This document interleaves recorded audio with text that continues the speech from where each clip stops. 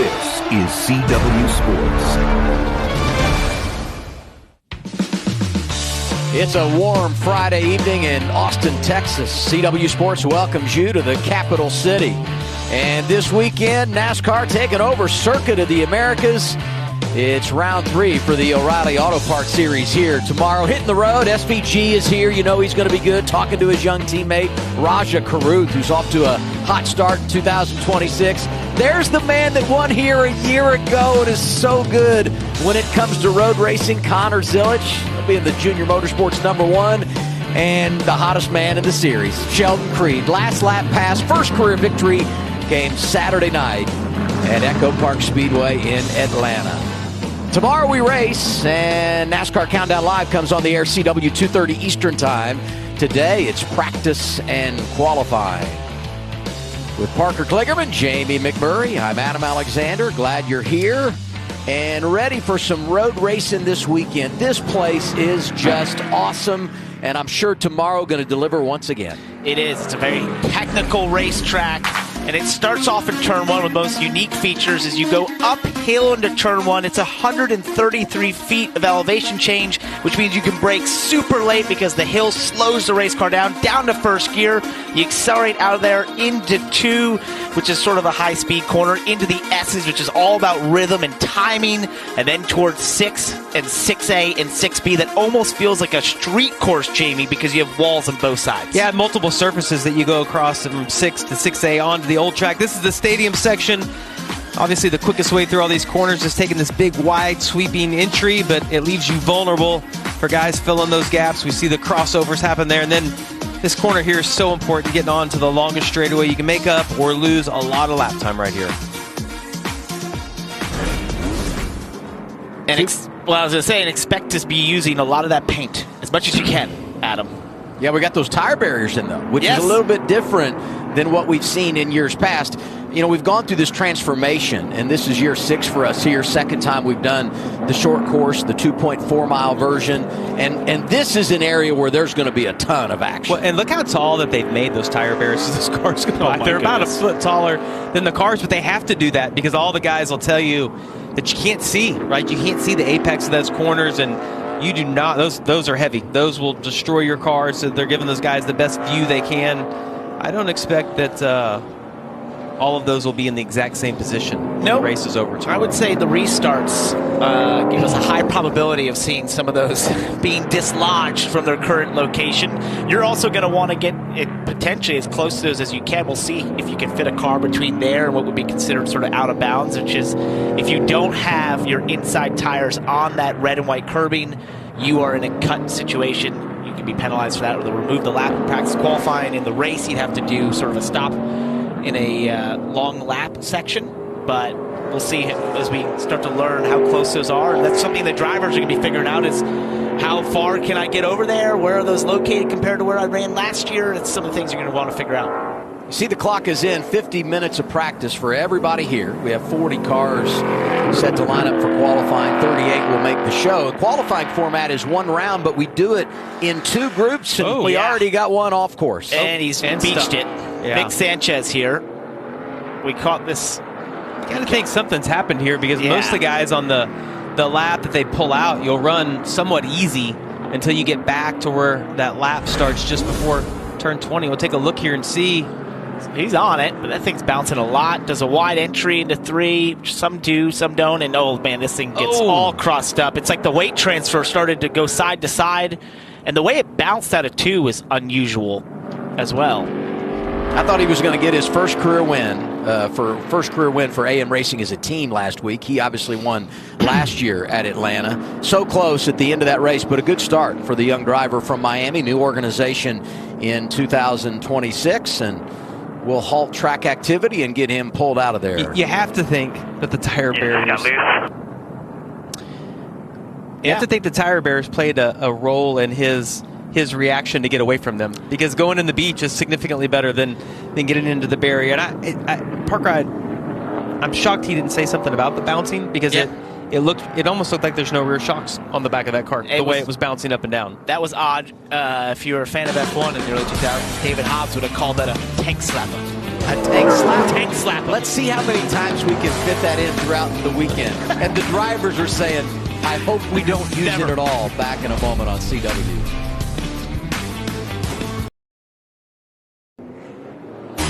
Rolling once again, Circuit of the Americas. Got Nick Sanchez pulled from trouble. And here's the 8 of Junior Motorsports, Sammy Smith.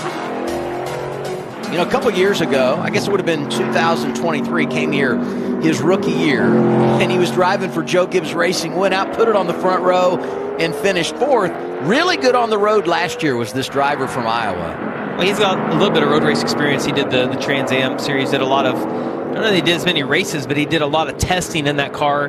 He said that helped prepare him for the road courses. The other thing I would say about him, Parker, Corey Shea is the crew chief this year.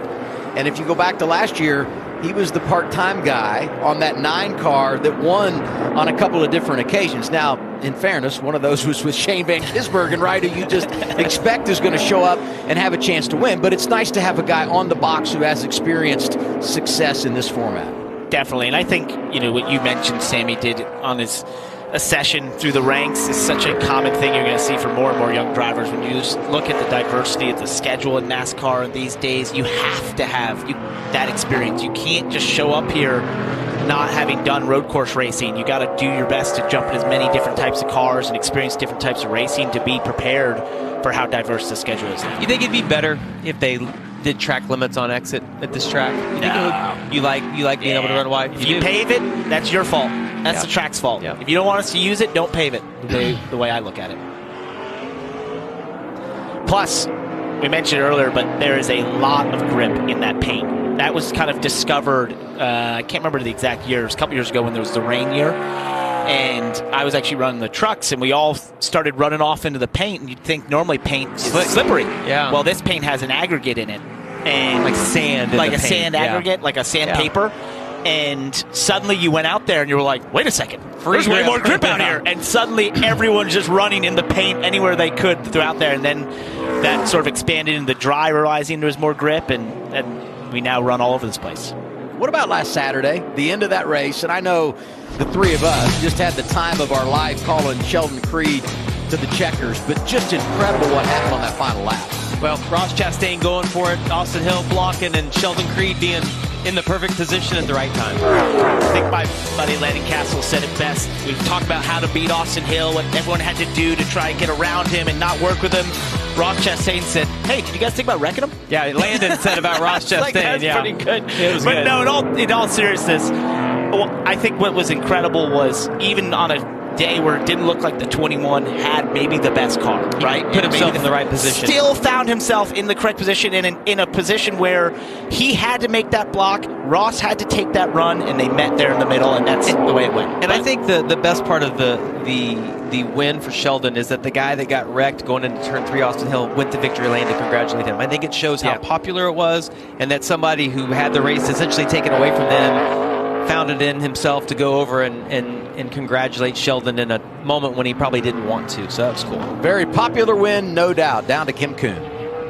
Yeah, everybody I talked to in the garage said, look, if we couldn't win Atlanta, we were happy to see Sheldon win. And I checked in with Sheldon. He had received, by the time he got to his phone, after he got out of the car, he had 340 text messages of congratulations. And then throughout the week, an additional text put him up to 500 text messages throughout the week in terms of people reaching out to just tell him good job. But now they're shifting their focus to COTA. When I checked in with Sheldon and crew chief Jonathan Toney, they said, look, coming here, we have a completely different setup than what we came with last year at COTA. Yes, they had the manufacturer change, but in terms of what Sheldon wanted, they felt like last year COTA really was eye-opening on what he wanted at these type of tracks, and they worked incrementally. Things started showing up a little bit better at Watkins Glen, and so they felt like they've massaged it to a place and gotten it to where he really feels like he has in the car what he needs at these road courses. Well, and the last 2 years in the playoff format, winning you're in, this weekend you could take a little bit of a deep breath, but with the format the way it is now, you just have to keep hammering against the competition and trying to add up those points, so they're right back at it. And Creed so far is 4th in this practice session. Sheldon is really good at the road courses. If you look at over the last couple of years, he's always in the mix in the top 5. He's been very close to winning at the road courses before. So I think with that monkey off his back, that enthusiasm and now confidence, he's going to be one to watch this weekend. How many times are we going to call Carson Kvapil in the 1? But actually, it's Connor Zilic. It's going to be confusing. It's going to be hard for us. Yeah. Great to have Zilic back, though. A remarkable rookie campaign a season ago. Won 10 times. He's won 6 of his 8 starts on road courses in the O'Reilly Auto Parts Series, and making his first start of the campaign. Just a reminder on my brake pants. I remember watching practice and qualifying last year. Connor pulled out first lap, fastest car on track. Obviously went on to sit on the pole and then win the race. Can't wait to see the difference in lap time with the tire barriers that we have through the S's, how much that's going to slow guys down. As you watched Connor go through there, a lot of sawing on the steering wheel, which kind of a nervous sensation you get inside of the car. You're not sure where the grip is, and you're sawing back and forth on the wheel, but we get a good idea here of his lap time since it was completed a full lap here. Well, and one thing to note about that is he's been in a Cup car for 2 weeks, which is a totally different steering system that's far more exact and precise, and you jump back and these, and it feels like he's driving a bit of a wheelbarrow a bit, but yeah, he went P1, so not really holding him back. He's got it all figured out. Yeah, I think he'll be good, you know. Yeah, he's a 10th of a second in front of Austin Green, who was at the top. Yeah, and when we talk, just referenced like the lap time being slower, they're 3 seconds off of what they ran in qualifying, and obviously in qualifying they're going to go a little quicker because you air the tires up, you do a little tape on the grill, and you pick up downforce overall, but that's a significant difference. We'll see what those guys can get that lap time down to. I said off the top how good Shane Van Gisbergen is on the road, and he is, right? I mean, he's one of the best there is when you talk about this style. However, he's not been as good at Circuit of the Americas, right? I mean, just a little bit in both off series. There. Yeah, right. It's not just Saturday in one car. And Sunday. Yeah, Saturday and Sunday. And he goes to 4th here in his opening lap. Look at Austin Hill in our bumper there in 3rd. He's Talk great about here. Sneaky good on the road here in particular, but he's someone that no doubt could be a player as we watch that 9 car out on track. Well, just think back to 24. He was right there in the mix for the win late with SVG and then and Kyle Larson, and then last year was leading with 15 to go and actually wheel hopped into 12 and gave up the lead, but he's got a knack for this place, and he's usually a solid guy on the road courses, but for whatever reason, this one in particular, he's just really good at. We look back at last year, this is 24, where he's battling with SVG, dents up his hood there, and basically this became an all-out contact affair between these two. Yeah, it went back and forth for a little while. Larson went on to get the win right there. And the stats really don't tell the story, because we talk about Shane Van Gisbergen there finishing 2nd in that race, and he actually ended up getting penalized because he had cut a corner in the S's on the final lap. He was relegated to 27th. Austin Hill bumps up to get one of those 2 runner-up finishes. We haven't seen a lot of cars go through the S's, but as I watched Shane go through there the last time, he gave himself quite a bit of room on all those barriers, and there's going to be a lot of lap time. The more that you can get on the paint through that section, there's going to be more grip. It's also just not having to turn the car quite as much. Those guys will find lap time periodically as they can get more aggressive. And I think it's a great point, which we're seeing these lap times be fairly off of what we saw last year. Those barriers could easily be that. Just even the mental side of you want to be a little bit more precise through there. You can't really get all that you want through cutting those corners because you have such a penalty if you were to hit one of those barriers. Austin Hill, who we just talked about. Found it interesting. This is a great story right here. Brent Cruz. I've watched Brent throughout his career through karting just because of my son, being young and in racing. Brent's been just ahead of Carter, and it's been a lot of fun to watch his progression and how well he's done in every series that he's been in. It doesn't matter if it's Trans Am or ARCA. He has been exceptional, and I think we can put him kind of in the same conversation as Connor Zilic. There's going to be a lot of pressure, I think, internally for Brent this year to try to repeat what Connor did last year, just because they've been so close in their career. But to me, road courses are where he's going to excel even more than at the ovals. He's 17 years old, first 17-year-old to make a start in the O'Reilly Auto Parts Series since 2001. when Brian Vickers did it. And he's allowed to do that because the rule changed in 2026. If you're 17, you can run all road courses in any track 1.25 miles or less. So this is his first start. He'll run Phoenix next week. He'll miss Las Vegas. He'll miss Darlington. And then he turns 18. He's going to run the full schedule after that, running for Rookie of the Year in 2026 is this young hot shoe from North Carolina, Dylan. Yeah, that's right, and comes to a place, Adam, that he has a lot of laps in the TA2 cars in the Trans Am Series, so knows this place quite well. And it was interesting talking to Seth Chofka, who is crew chiefing this car again this year, and he commented just on Brent's pace in the sim. And you know, sometimes you don't like to read too much into the sim, but he was basically a second faster than anybody else that ran the sim in preparation for this race this weekend. And they feel like it gives that what they learn on the sim, specifically at the road courses, really translate once you get behind the wheel for real. So there's a lot of confidence with this young guy anyways, but I think coming here, a place that, like we said, he has a lot of race pace laps at, and then what they did in preparation for this week has a lot to be excited about if you're Brent Cruz and his team. Well, there's a little bit of work to do right now for Brent Cruz. I might have been great in the sim, but as you look at the lap time right now, second and a half off of what Connor was able to run on his opening laps.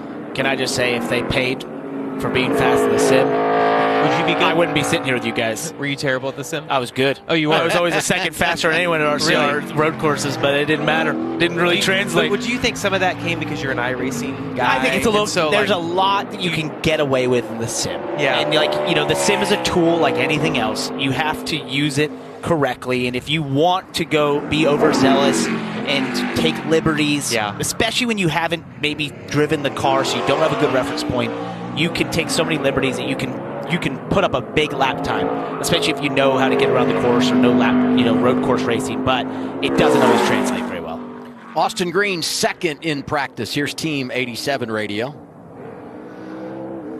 Yeah, Ted, if you could make me a little tighter in the rear, just where it doesn't, roll and around so much without hurting turn, I think for center exit that would be pretty good.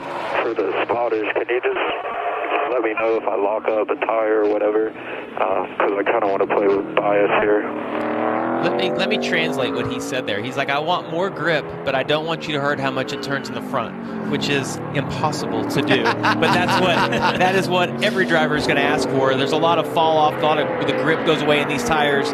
Everyone's going to fight rear grip and obviously going to want the front to turn as good as it can. Good road racer. Got that top 5, the Roval last Second. To Zillage, I mean, which is like a win. Really good road racer. One of the things that stuck out to me there was asking the spotters to tell him when he locks up, and you might be thinking, listening to that, be like, well, shouldn't he know? Well, here's the deal. These are big, heavy stock cars. They have very skinny little tires. You know you've locked up when you start to smell the tire and see the smoke billowing from it, and that's probably too late. So it's actually a great thing that the spotters will help you understand exactly when you're locked up and how long and that sort of thing. I like watching this car because it looks in control. He's making lap time and it's not all over the place, out of control. I haven't seen one lockup yet. And if they can improve it, then it's going to be really good because he just went quicker than Zillage. Austin Green leads the way in practice in front of this guy, Connor Zillage, who we know will be outstanding in qualifying and in particular the race here tomorrow at Circuit of the Americas. Ross Chastain back with us this weekend in the O'Reilly Auto Parts Series, 9th in practice. Tell me what's happening here, fellas. Well, that's wheel hop. Oh, my. That's a great visual. That's the best picture I've ever seen of wheel hop. Especially, I kind of got into slow-mo. You could see it. For what you could see there, it feels 10 times worse than that in the car.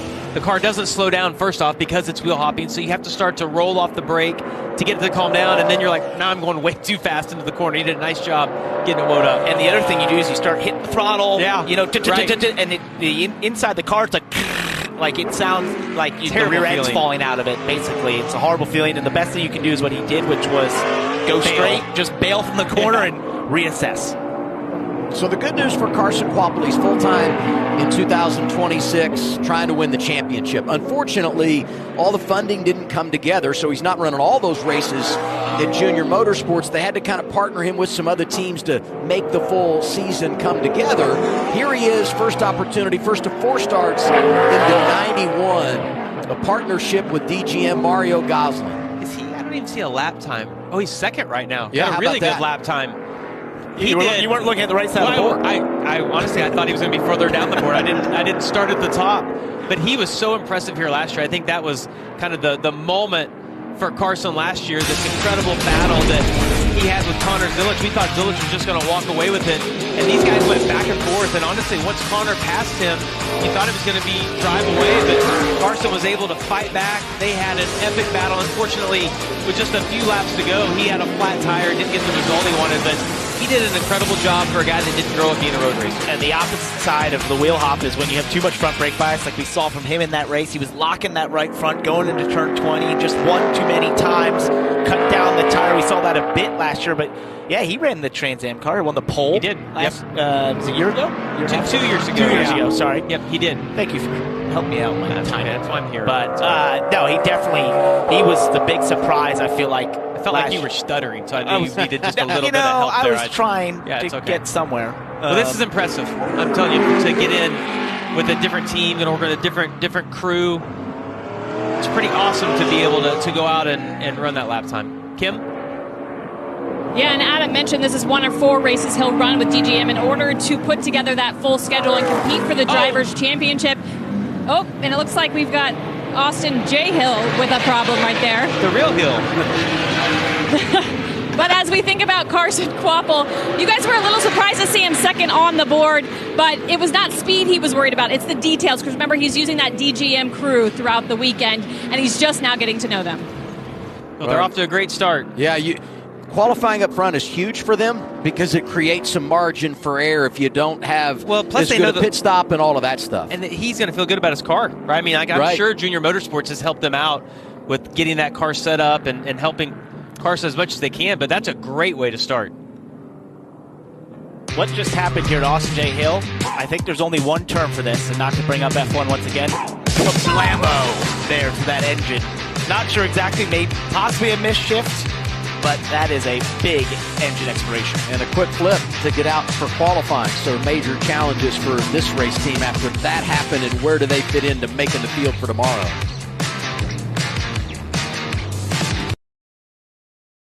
We're halfway home. It's practice for the O'Reilly Auto Parts Series. We're in Austin, Texas, and looking at some of the great sports venues around Texas.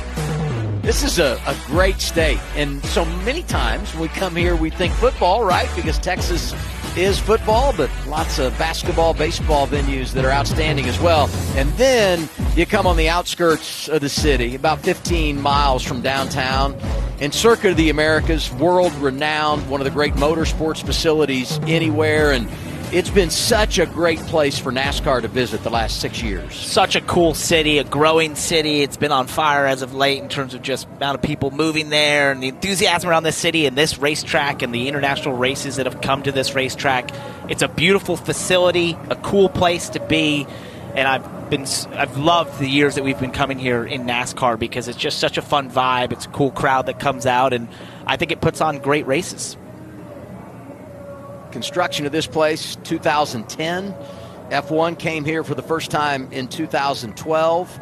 And as I said, NASCAR making its first appearance here 5 years ago. Race 6 coming your way this weekend. Red flag is out. Austin J. Hill having major issues as he drives it down to turn 12. We'll get that cleaned up, put the cars back on track when we return.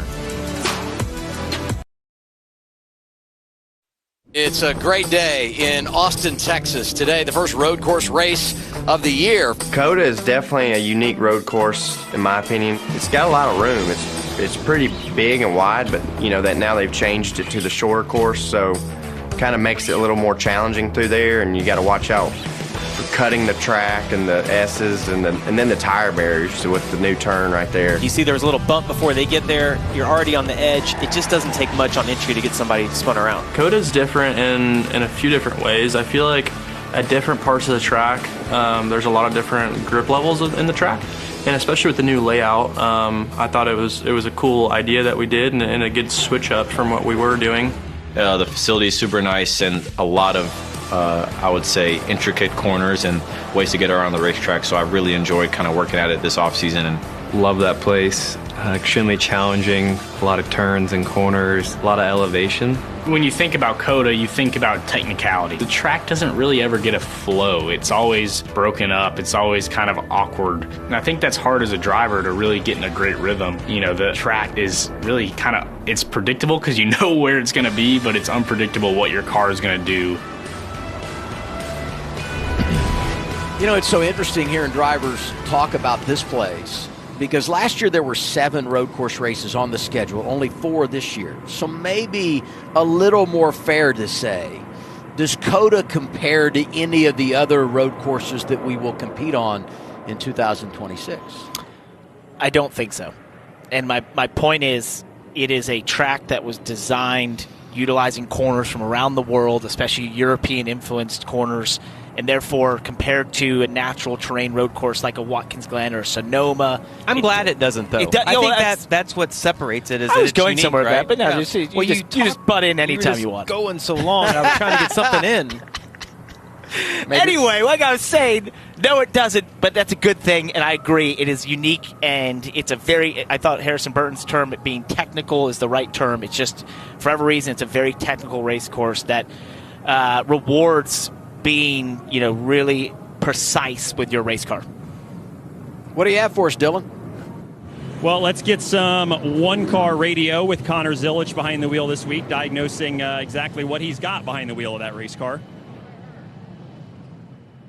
I think my biggest problem right now is wheel hop. I struggle a lot with turn 20. I wheel hop there in 1. Like lateral grip through the carousel. I think that track bar down will help. I think air pressure down a little bit will help as well. I think the lower we go on pressure, it'll continue to help make it better. But overall, not bad. I didn't really get a great lap. Well, and it is worth noting, and as you probably expect, the setup they've got in this race car is pretty much what they ran last year in the 88 when Connor dominated the entire weekend, swept practice, the pole, and the race win. So there are some things that I spoke to Marty Lindley, who crew chiefed the 88 car that won this race last year. He said there are some things they learned at the end of the race last year that have probably trickled over to the setup that the ones got on this weekend, but pretty close to what they had last year in that dominating performance. Everything that Connor said is what separates average from great.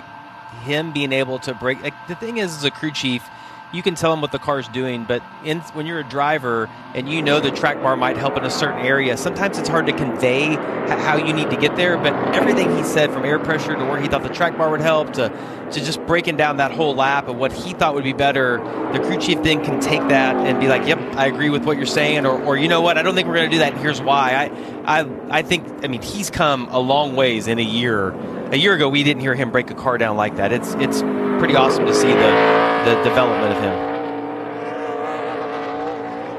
Car's rolling again, as you can see, and if you look at our clock, we did add 9 minutes because of the couple of incidents we had here in this practice session, so give everybody a little more time to get it dialed in before qualifying. One round of qualifying, as I said earlier, 2 groups, and we'll take the speeds from each of those groups, merge them together, figure out who's racing tomorrow, who starts up front, and establish our starting grid. Looking at Taylor Gray, who was pretty good on the road last year across the board, 7th right here in his debut at Circuit of the Americas. And I think there's a lot of adjustment happening. We mentioned the lap times being pretty far off from when they qualified last year. We'll see if they get closer in qualifying. But the other thing I noticed is that a lot of the drivers' fastest laps have been 3rd, 5th, even 6th lap for some drivers, which is pretty interesting. This is a place that can wear the tires pretty fast, but it's obviously, as you see, the new asphalt right there. It's been repaved in different places throughout the last couple of years. They've kind of done it in sections at a time, so that can affect how the longevity of the tires a little bit. Oh, here's some pavement. So when you hit, this, Jamie, you go from an older wore-out asphalt that maybe doesn't have as much grip, then you catch the grip of a strip like that, then you lose grip, then you catch it again, and it just makes the whole corner even that much more dynamic when you have something like that. And I think a lot of the lap time is coming from the S's. Guys getting brave, right? Like, because the tires are falling off. You typically don't see that here where guys continue to go faster every lap.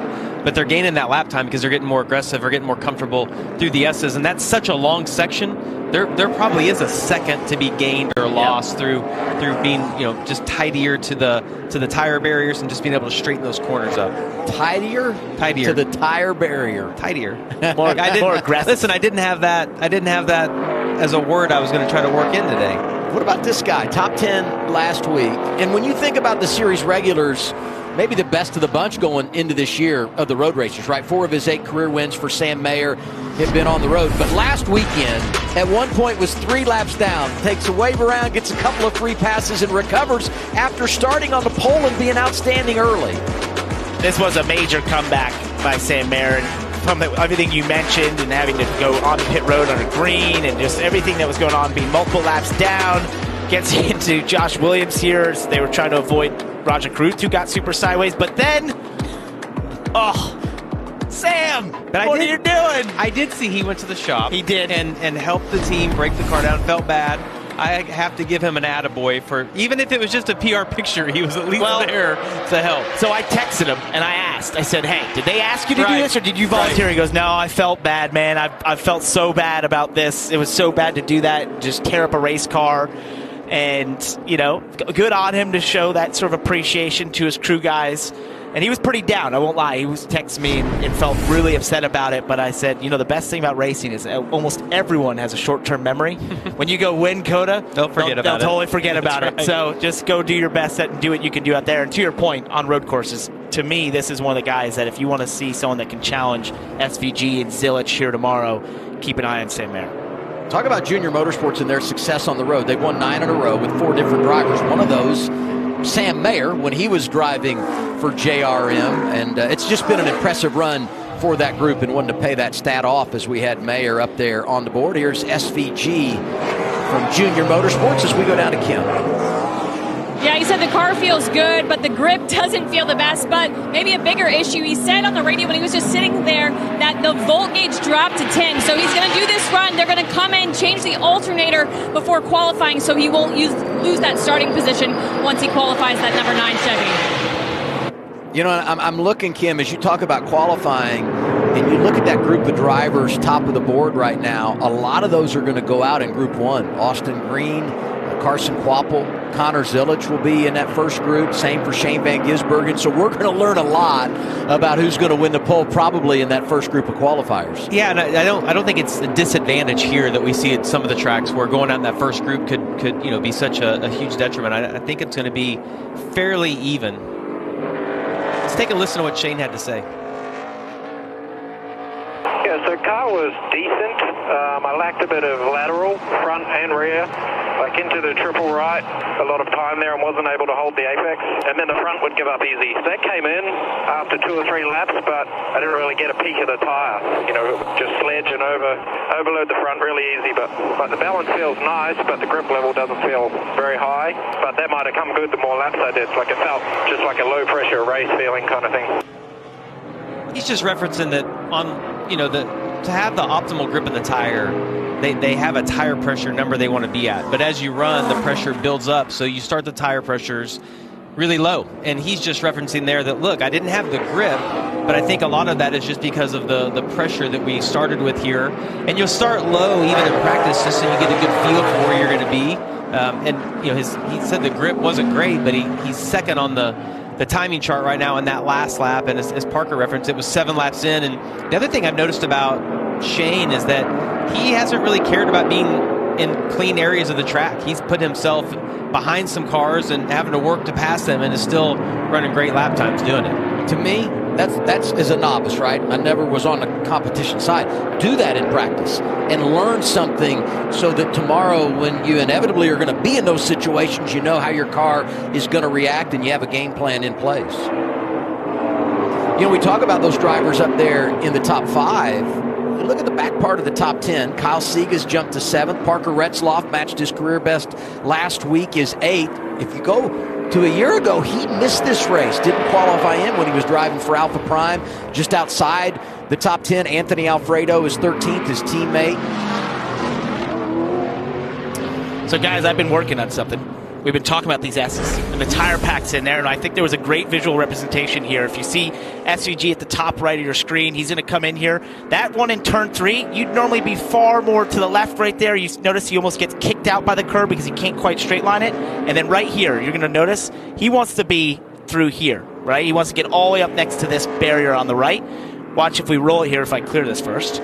He's going to get, so his angle is wrong. He barely gets his right sides over there. That's why we're losing so much lap time. The pole last year was a 37.2, fastest lap time of 40.4 right now. That is why, and I think it starts in turn 3 where you saw he can't quite have that straight line to turn 4 that we had in the past because of that tire barrier there. That's where we're losing a lot of lap time here this weekend. You know, and one of the things he talked about when it comes to shortcutting the course and the danger of that for all these drivers is that visual of being tucked up behind someone and, you know, and where they go and you just lose sight and lose your bearings and then you're out of bounds because you're just kind of following the guy in front of you. So now you talk about that element, you talk about the concentration and making sure how you manage your line in regard to the tire barrier. There's a whole lot going on for these drivers. It's also the consequences. If you do hit that barrier, the damage it does to your car. Corey Day using all of the racetrack right there on the exit. Normally you'll see the guys put their right side tires over that curb and in the paint, as Parker talked about it having grip, but as we saw earlier, car blew up and they put oil dry down there and it looks like it's really slick. And then in the race we saw last year off that corner, they start rutting out past that curb into the grass and it gets even worse and that becomes almost like a divot that you'll fall into the right rear and you do not want to do that. Corey Day matching his career best at Atlanta on Saturday night. You know, he kind of like Sam Mayer, maybe not quite as dramatic, but he was in a few dust-ups, got a lap down, and eventually actually got back on the lead lap when he got the free pass by passing Sam Mayer in the hunt late, finished the deal, and gets another top 5. I'll tell you what, it was incredible to watch the 17 go to the back when he was a lap down, drive all the way back up to the front, went to the back again because he got the free pass. Super fast car last week for Corey Day and did a great job getting a finish. I hope that he did get on Twitter because people were pretty critical of Corey, but he's young and he's learning. They were critical of us being critical. Yeah, I know. Can't win. You know what? I think he's done a really good job in such limited starts. We look at the one here. Ooh, that's not good. That's not good. That's not a brake lockup. They either have it's coming out of maybe an oil line loose right front. Yeah, I'm gonna say there's a line loose. I don't think that's a tire rip because I don't see any damage at all on the front of that. Go back and look and see if we can. No, that looks to me like it's just kind of smoking everywhere. Like they've. I think. Let's take a listen to his onboard, but I think you're on it, Jamie. There's something that's come loose.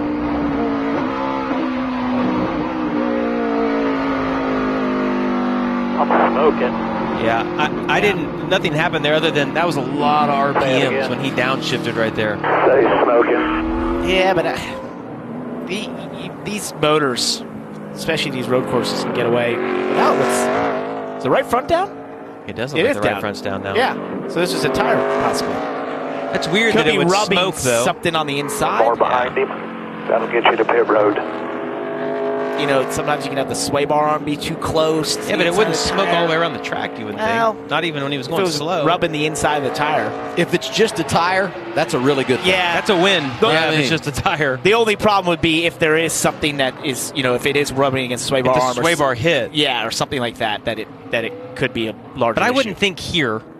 No, you that's don't what's have surprising. that issue, right? Like on an oval, yeah, on an You're oval not you compressing would. the car down the same way. Yeah. You know who won't get excited and overreact? His crew chief. That's right. I was going to say Corey Day, but then I saw Rodney. It's fitting that we had the 17 car, we transitioned to the 1. Right to Rodney, yeah. The 17 driver, the 1 crew chief, just not overreacting to anything.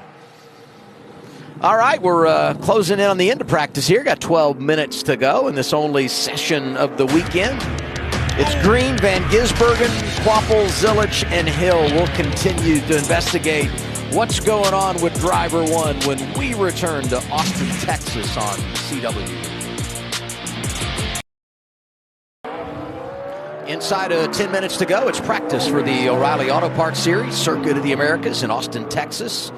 Dylan Welsh, Kim Kuhn on the pit lane with Parker Kligerman, Jamie McMurray. I'm Adam Alexander. Track map is in as we follow the second-year driver for Joe Gibbs Racing around. William Sawalich, top 10 here a year ago. And he is hustling this 18 car right now. I know we talked about Austin Green earlier and just kind of looking smooth and in control. When you watch this car using all the racetrack, a lot of sliding going on. Adam, I'm glad you pointed out that track map because I would not have known. I did not know that was there.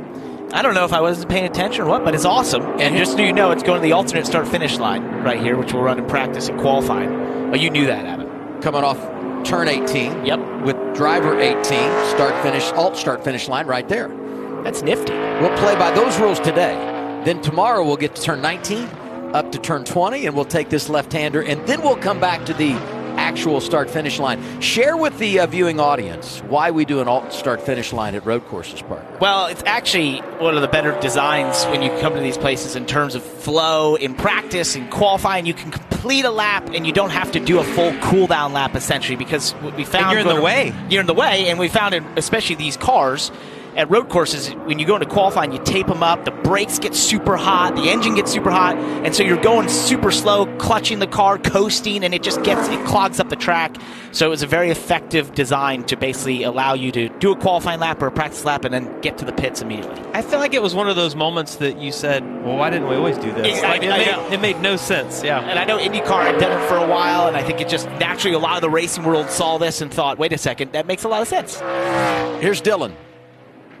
And Connor Zilic has climbed out of the one car. So we were kind of watching you there when it started to smoke, and then ultimately, obviously, the tire went flat. What did you feel, or did you have any indication there of something going wrong? Yeah, I honestly don't know. I started smelling smoke, and I slowed down, and then the tire went flat. I didn't hit anything, but before that, our Rotarator Chevrolet was driving really well, and we made a change and made a lot of gains on it. But yeah, I feel like we'll be good on the long run, and that's what's important.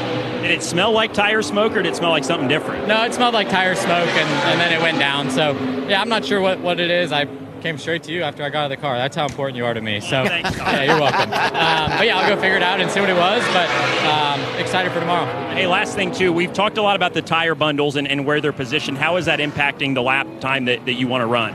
Yeah, I mean, it's not doing much. You're still running the same line. It's just you kind of close your eyes every time you go through there because you think you're going to hit it. But, it all feels good. Go talk to your crew chief. Thanks, Connor.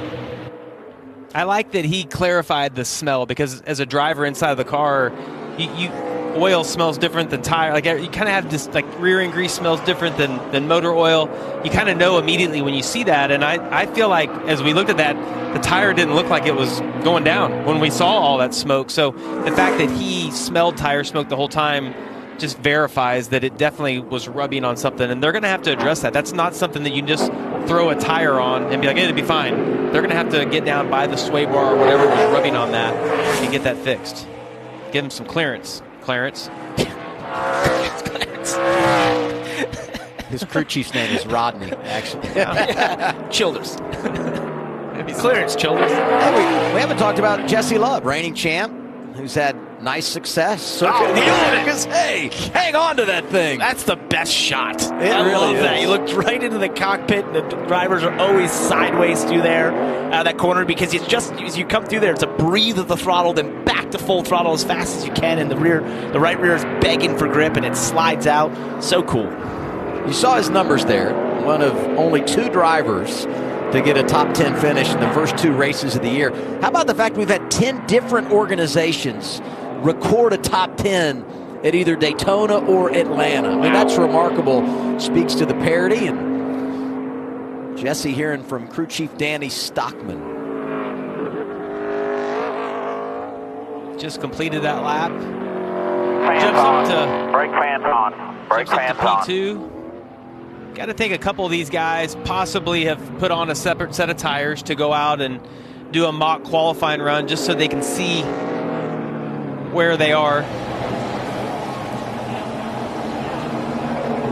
Dude, this would make me nervous heading into a road course where you have to have your fans. You want your driver cooling. The fact that they're having alternator issues. Well, I tell you, Junior Motorsports, I talked about their track record recently when it comes to road courses. 9 straight wins. But you think about the problems for Zilich, which are still, a little bit undefined, right? Some question marks there.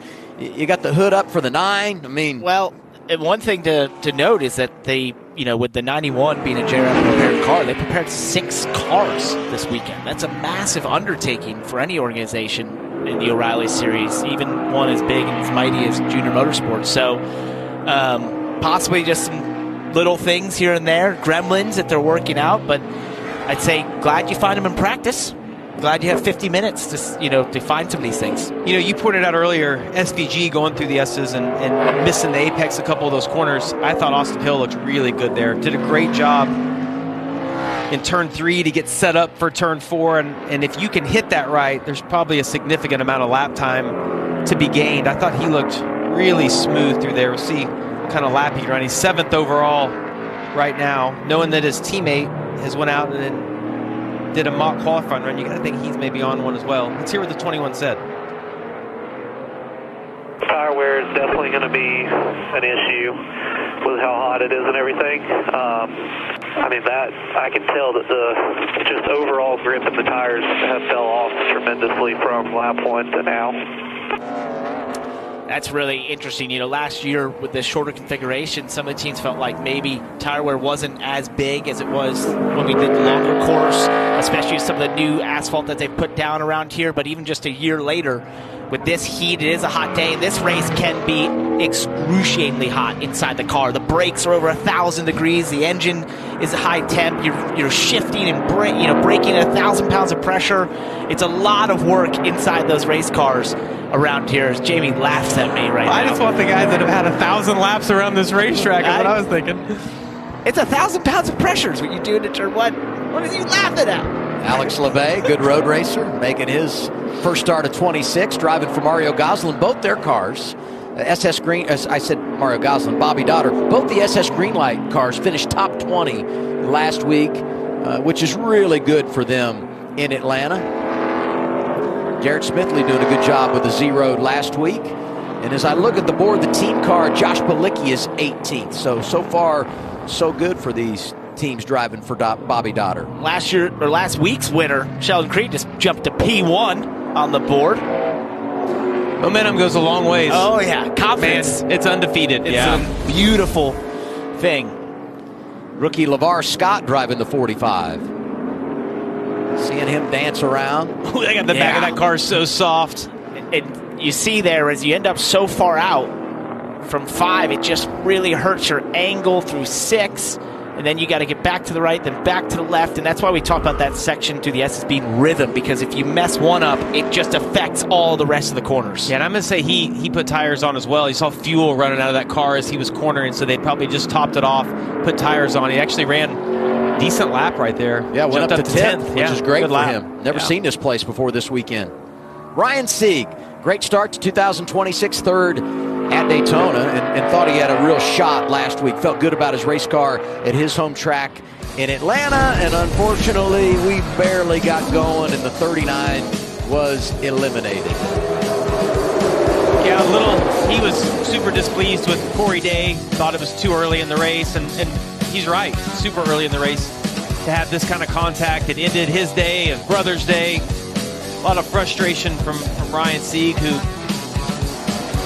had a great car last weekend, just didn't get to show it. Yeah, took out Harrison Burton, Blaine Perkins. It was a big wreck, and it really was Corey's first time there, first few laps on the racetrack. Not really registering that, yes, there's an opportunity to go there, but that outside car is going to have to get back down because of the shape of the tri-oval, and unfortunately they got together.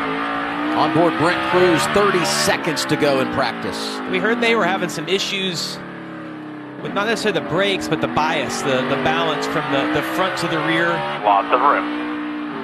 Heard them telling him he's got plenty of room around him, no pressure. Coming around the corner. I got him right now. So that's the spotters just talking about where they go out of sight. They've got multiple spotters around the track, and one guy saying, where he can spot to so the other can pick up. You look at the leaderboard. He's down there 26th. It's shocking to If me. you look at the Toyotas from Joe Gibbs Racing, they're just not producing a lot of speed. In fact, the best Toyota right now, 4th, is Sage Karam. Wow, that is Impressive. So, yeah, I mean, you just didn't see this coming, and I'm surprised for the group from Joe Gibbs Racing in practice and where they fit into the equation right now. We'll see if they can turn it up when it comes to qualifying. And Sage is a great road racer. Comes from the IndyCar world, has done a lot of road course starts in NASCAR over the last few years, especially at this place. Always finds himself, oh, no. Heard him downshift back in that car, started wheel hopping. Later on these tires right now, he's done 8 laps. And he's aborted this lap. That'll be it for. Take a look at this right here. You heard him downshift going into 3. Oh, yeah. I just got loose sideways. right there. And back the other way, and then you've missed the corner. If you miss the first, like turn 3, it's a long 20 seconds. Like you just can't. You pay a penalty for the next 20 seconds of the lap, and it puts you out of place. I love the way you said that, because it actually does. Like when you get a little off into 3. And then feel how slow you have to go through 4. Then how slow you have to go through 5. Then you try to overcompensate. Yeah, and it just feels like it takes an eternity, as opposed to when you do it right, you're like, oh, that was a second. Yeah. And it wasn't much more, but it really hurts your lap time. Practice is over. And what about the late dash for the Haas factory team? Creed goes to the top. Mayer jumps in front of him. They're 1-2 in practice.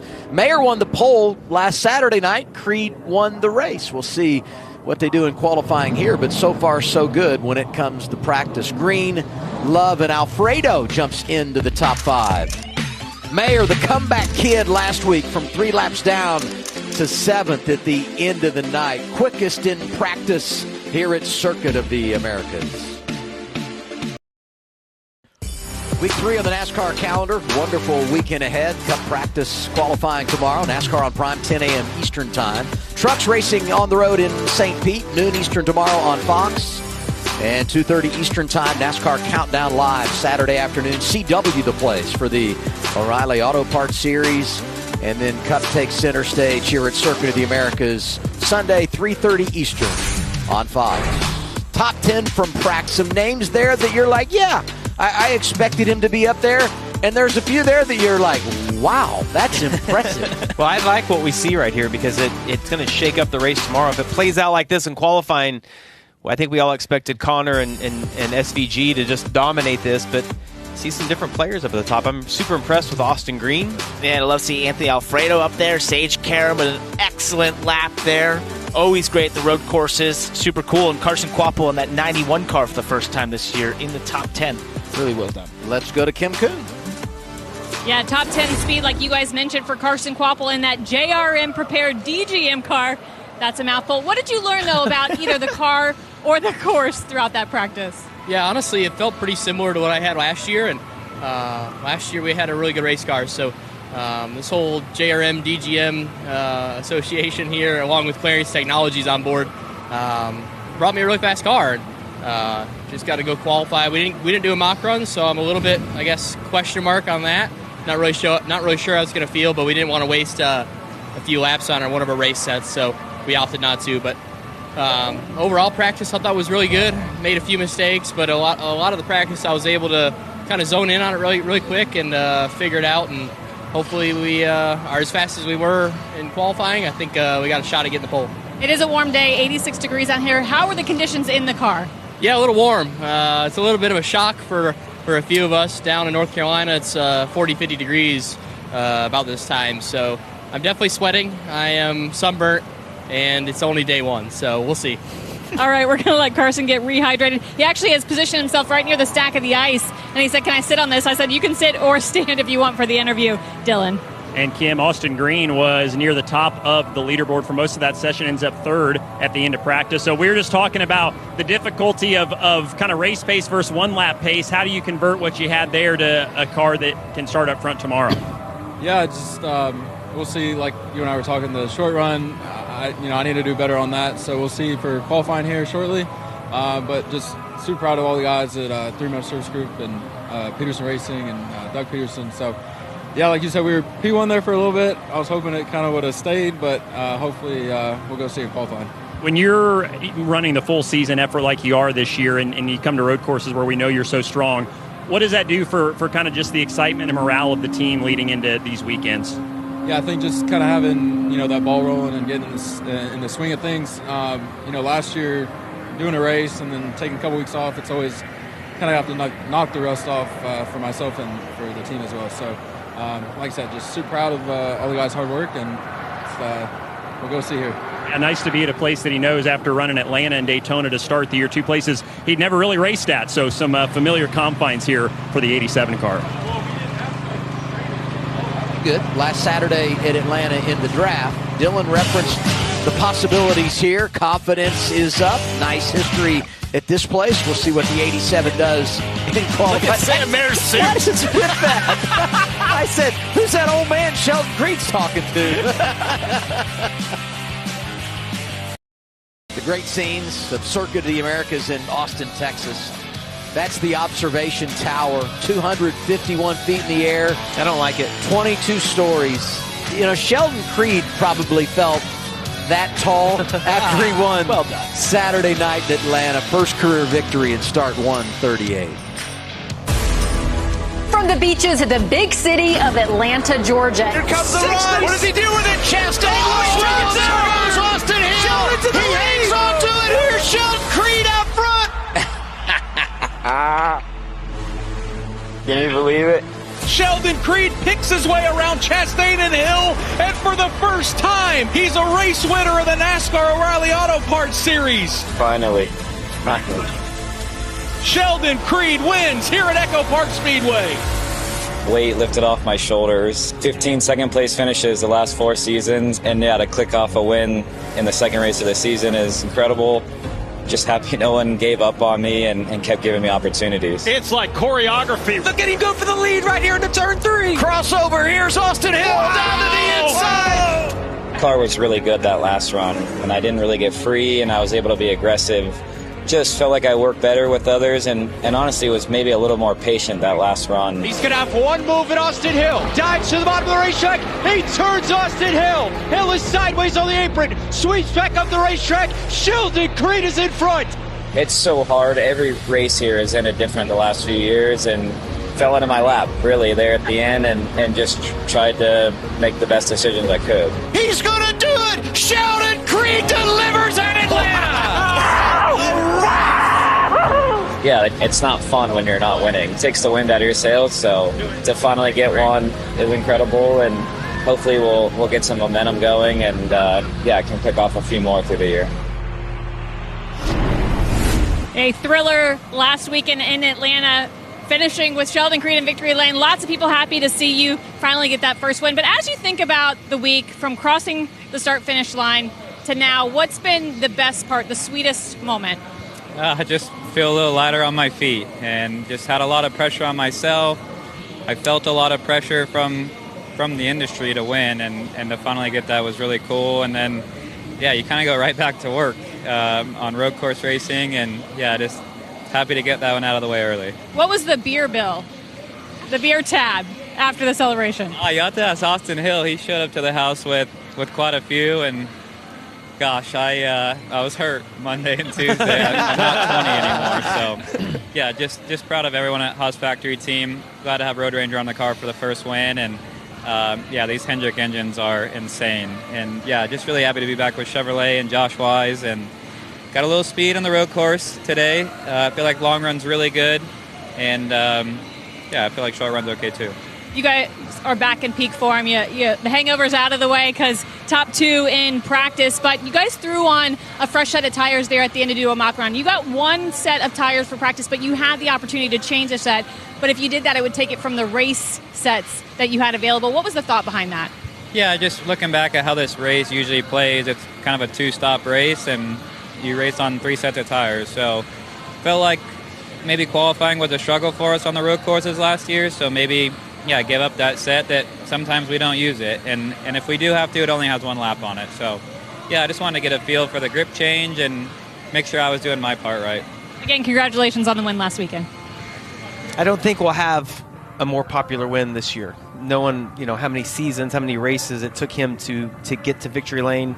And my favorite part of the weekend was seeing all those guys come over to congratulate him in victory lane. It's out of your way to walk over and do that. And And then the fact that Austin Hill decided to come over and have post-race celebrations or post-getting home celebrations is great. That's good times. Racers love to get together and tell racing stories, but it shows you the immense respect he has. And, for how many times he's been so close, I can tell you that he's done it graciously. Racing against him as a competitor, even having altercations, he's such a gracious competitor, and so he shows the respect he has for the whole field. HFT teammates going to try to back up what they did in practice in qualifying. 6 of the top 10 will go out in Group 1. Among them, Shane Van Gisbergen, and we'll see Austin Hill coming up a little bit later on here at Circuit of the Americas. Practice is done. We are ready for qualifying. It's one round, but we do it in 2 groups to make sure everybody's got plenty of room to work out there on the racetrack. Put 25 minutes on the board. You just have to start your lap. You don't have to finish it for it to count. And we'll take Group 1, Group 2. We'll merge those 2 groups together, and the best speed will win the pole. We'll send 2 drivers home, 40 drivers here for 38 spots, 32 make it on speed. So if you beat 8, you'll race tomorrow. What will be interesting here with 20 minutes is, some drivers here could go out there, set a lap, and we're going to see maybe if those tires can refire. So that'll be one thing to keep an eye on if they don't feel like they got everything in that first lap. 2 reasons you'd want to go out early.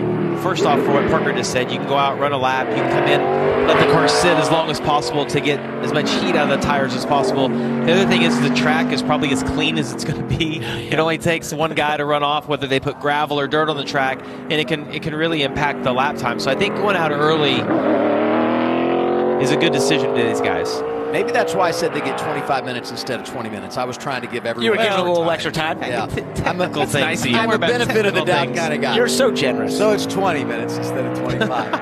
I will say week to week, I feel like depending on where we are and what we're doing, the format does change a little bit. So I'm going to cut myself a break this early. We're going to cut you a break as well, Adam.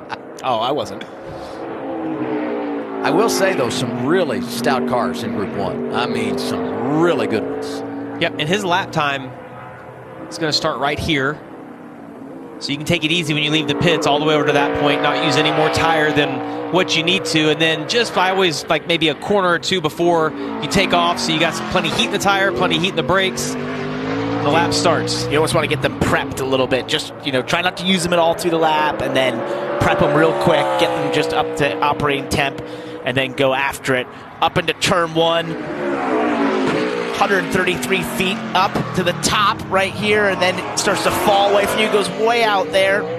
It's not the preferred way to do that corner. It's always so much fun, too, when you've done a little bit of a longer run in practice. Then you go, they put tape on, they put tires on, they put a little air in the tires. You're like, wow, it's the best it has felt all day. And you see it carrying the front end. It's going to do that because they've got the car really set up for like a longer run when the grip falls out of the tire, and you need that so you have the rear grip. But when you have a lot of rear grip in qualifying trim, you'll see it carry in the front end. Yeah, and it's awesome. It feels like sort of 1,000 miles an hour. No, it does not feel that way. It feels like it's bucking around. This is not Atlanta.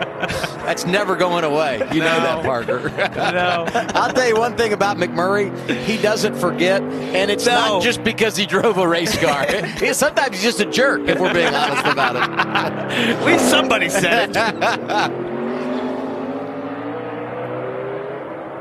William Sawalich wrapping up his lap. Little carousel, 16, 17, 18, and he'll hammer back to that alternate start-finish line. Yeah, and you'll go all the way out here, kind of sacrifice the next corner because you're not planning to do another lap. Then you go sort of straight and then get back to the pits. But when you come to that line towards 19, it's a totally different experience than you would on any other lap where you're actually going to complete 19, because you will just start to get to the throttle as early as you can and use all the racetrack trying to get to that start finish line as fast as you can. Coming to the green here.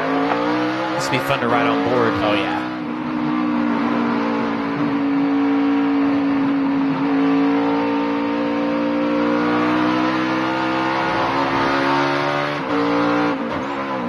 Starting his lap right here. On board, Connor Zillage.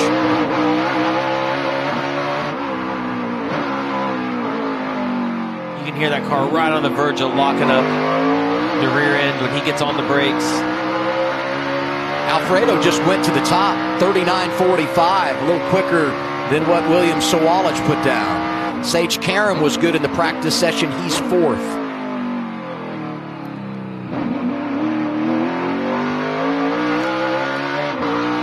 This is going to be one of the more important parts of the track. Getting a good exit from turn 1, and then this turn 3. Yeah, you don't get getting the right angle right there. Yeah, you don't want to go all the way to the right. You kind of go center, middle track there. Straight line. Use all the track so you can. tight to those right there. Down to first gear for 6A, and it comes like a street course. You get as close to this wall on the outside. You'll hit it a couple times in the race. Then as close to this wall on the inside. Get back to the throttle. You play with it on the exit, and then hard on the brakes down into 12. Back to first gear. Yeah, and as we ride on board with him through this section, as he starts going through this kind of a flowier section, you listen to the throttle, he never really gets wide open. It's like just modulating the throttle back and forth through all this, just trying to keep the back of the car underneath him. You know, he's got a car that's going to be right out in front of him, and that's a challenge, I'm sure. He's chasing his teammate, Sammy Smith, who went to the top. Here's Connor Zilich around this carousel 16, 17, and 18, and we'll see what kind of lap he can put on the board. And here's the exit portion. Go all the way out. There's the line. P1. Boom, right there. Big lap for Connor Zilich. 37.74 compared to a 38.86 for his teammate. And within a half second of what the pole speed was last year. So we talked about they're going to learn more and more through that S section, 3, 4, 5, 6. And we saw how aggressive Connor got going through there. I'd love to see that kind of head-on shot to see exactly. It looked tight from the perspective we had, but we've seen all day long they've been about a foot off of those. How do you think it looked from the inside? That's why he said he'd close your eyes. Get a good look right here, just how tight. You saw the car get loose exiting there. Oh yeah. Everything. We're working it now. Yeah, we're getting significantly closer to all those.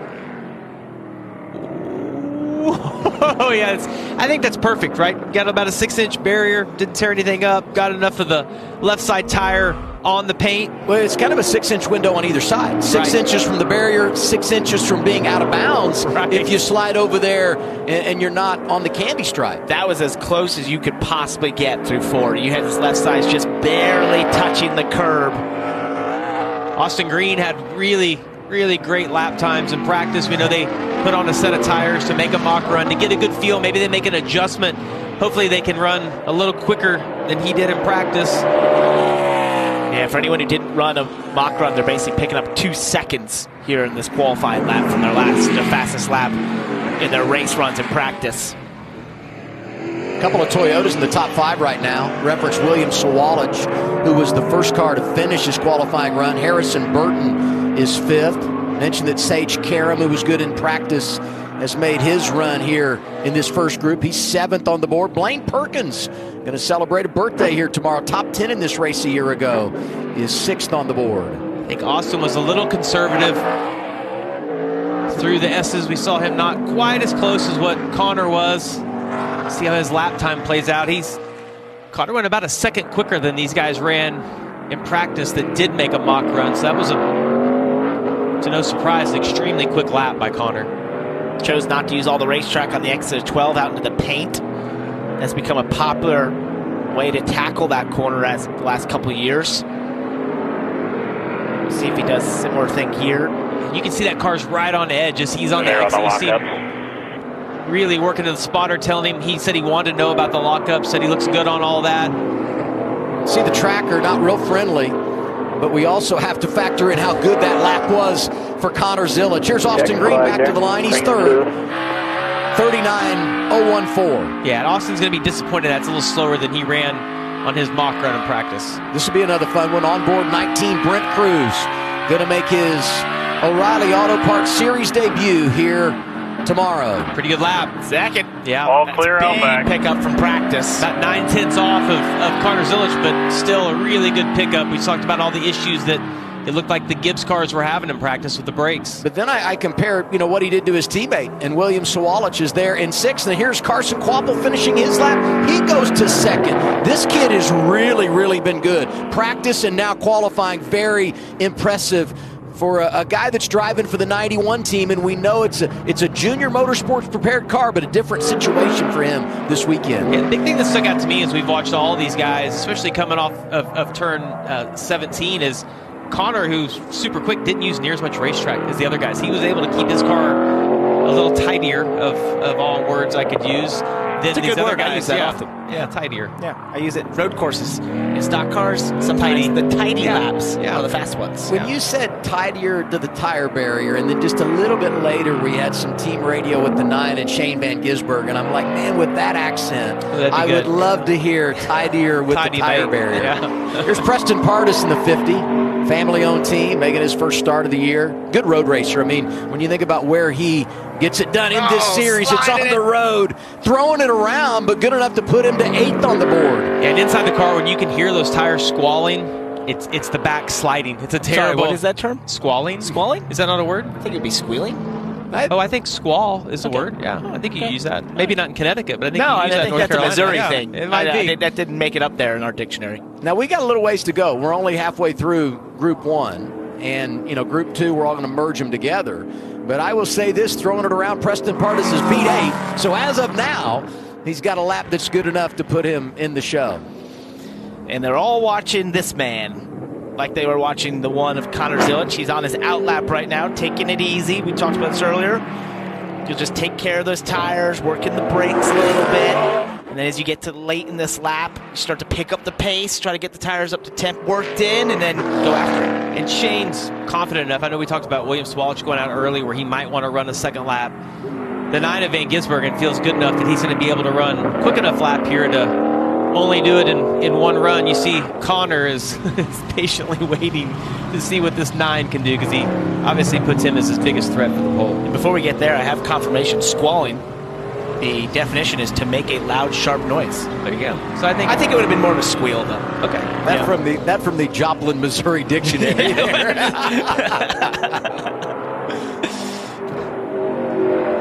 I think about the drama now in the way we do qualifying, because before you just had to be good enough to advance, right? A couple years ago we would have 2 rounds. Now that it's just one, if you're Zilic, you're watching, and it could very well be for the pole, right? I mean, and so there's just a whole lot going on here, and the emotions that come with that very early in the session. Shane reminds me so much of Marcus Ambrose, and I don't say that because of where they're from, but as I watch someone hustle a car, I used to be so impressed with Marcus, how it just looked like he could make lap time on a track, and as you watch Shane, you just don't feel like anybody's going to get any more out of it than what he does, whether it's on the braking or the acceleration out of the corners or just throwing the car back and forth. What he's able to do inside a car, it is so much fun to watch, and we're going to see how aggressive he gets on these S's. Yeah, that's what I was looking for right here. How close does he get? That's getting a lot of it through 4, through 5. Oh, yeah, that's very tidy. I was going to say, one of the things that sticks out to me, compared to that guy we saw in the graphic there, AJ Allmendinger, who's been very successful with these races. AJ, you can see the aggression in the car, but look how tidy this car is. That's what Shane does so well. He's making speed, but that car is so straight. Well, let's take a listen as he goes through the stadium section and see if we hear any tire squeal on the exit of these corners. See him on the rev limiter right there. That was something I would choose to do often too there. Stay in first gear, just banging off the rev limiter instead of adding a shift. 3 of the top 4 basically from Junior Motorsports, and 2 JRM Chevys on track right now. Justin Allgaier and the man we're watching here, the 9 of Shane Van Gisbergen. You see about 3/10 off. He's going to need to find a lot here. Does he use a lot more exit? Well, he made up a little, got it to 2/10, gaining on it, and there he is second. 37.74 to a 37.94. And here comes Allgaier. Not too far behind his teammate. Great lap that he's got going. There's the Connor's so far. Oh, look how far he is. Hang on to it. That's P3. Allgaier. I think he went too far out. He made the track about, I don't know, a quarter mile longer there. He didn't want to be out there. Sorry, boys. You know the timing line goes all the way across because they are throwing it way out there. But you see off how he's turn 18. He was basically in the gray there. So what Shane did is, as you got to the exit, you kind of mat the throttle and use a lot of the paint. Justin started it just a tick too early on the exit of 18. In turn 12, he started that. He started back in 17 and ended up too far out. It actually sapped lap time from him because he just added so much distance.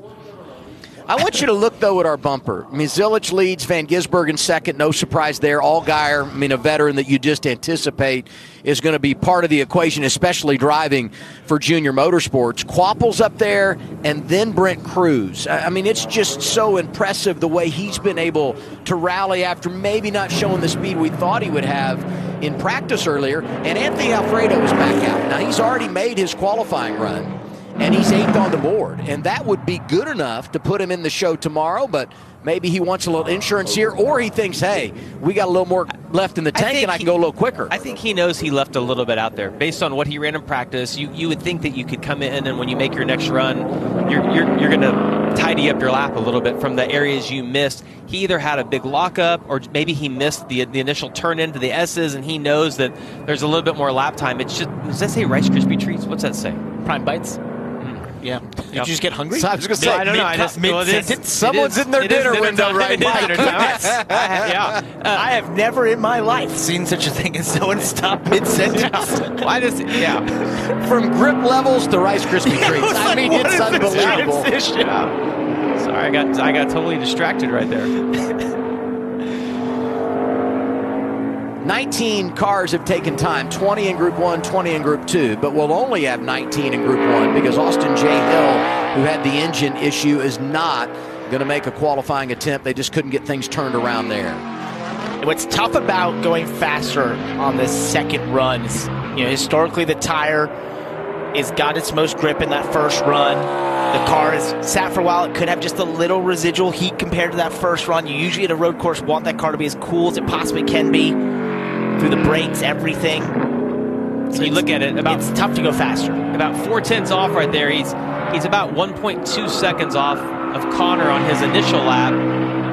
See what he can do. You're right in the rev limiter right there. Kept it in second. Yep.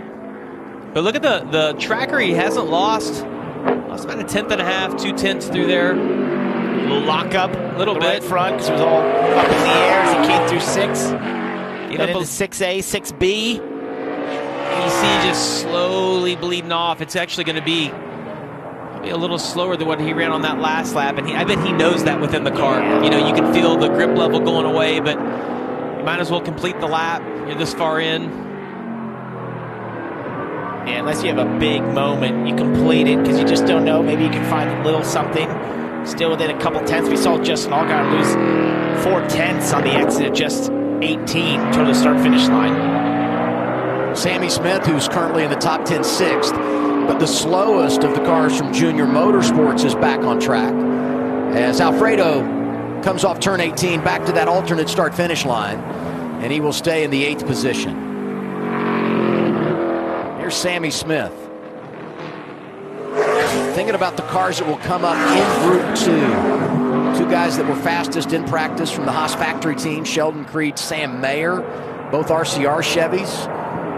Austin Hill, Jesse Love, Brandon Jones is in that second group. Corey Day. Alfredo actually ran quicker on that lap time than what he did. He just ran his fastest lap, so it was a little bit of a pickup for him right there. God, Sammy Smith is bouncing that thing off the curb. Shot to the outside. Perkins is back out, same for Sage Karam, so is Austin Green. Looks to me like a lot of these guys that have went back out are running almost identical lap times to what they ran. They might have done a better job as a driver, but the grip level and the tires has just gone away, and so it's just balancing out to kind of an equal lap time. Sammy Smith stays 6th. He just finished his second lap as we pick up Austin Green in the 87. 7th on the board right now.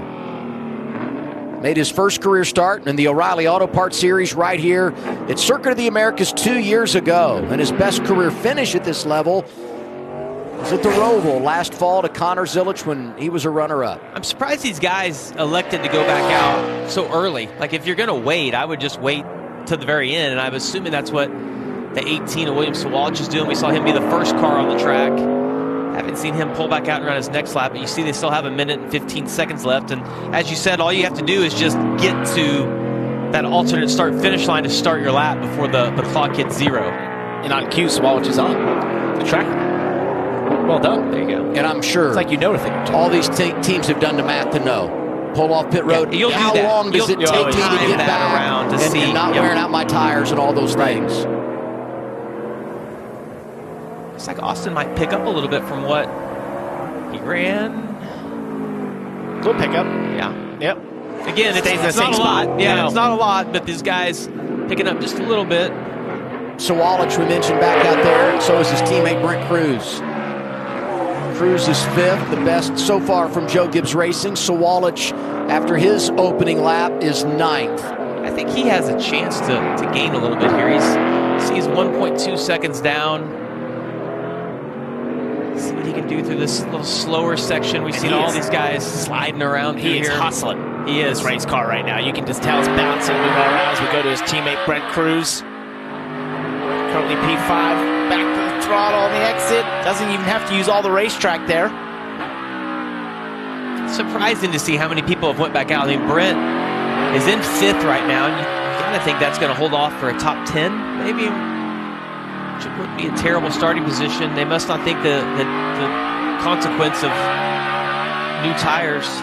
He's tracking about the same as to what he ran in that opening lap. Are you trying to do all that math in your head too? As I look at that, it's like it's a lot to manage. What happened with Alfredo is we didn't say it. Jamie just did the wrong math. That's why we thought it was slower. I said it was about equal. Yeah, well, yeah. And this lap going to be a little bit slower for Cruz. He stays in that 5th position. Straight to pit road. All clear behind you. So one round of qualifying in the first group, the first 20 have had their chance to get on track. Zilich, Van Gisbergen, Allgaier, Quapple, and Cruz, the top 5. Can that bunch hang on to where they are? Group 2 qualifying coming your way next from Circuit of the Americas. Back in the Lone Star State, where at Circuit of the Americas, O'Reilly Auto Pro Series qualifying is underway. Group 1 done, Group 2 up on deck, but right now SVG sitting 2nd on the board.